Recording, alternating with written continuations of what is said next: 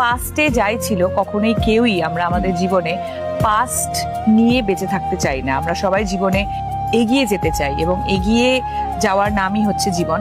এবং কোথাও গিয়ে তাই আমরা অনেকটা এগিয়ে গেছি বলেই আজকে প্রফেশনালি আবার আমরা একসাথে কাজ করতে পারছি with the support of our partners, which is very very important. আমি রিয়েলি থ্যাঙ্কস জানাতে চাই রুক্মিণী এবং রাজকে, যারা আমাদেরকে সাপোর্ট করেছে বলেই আজকে আমরা এখানে বসে আছি।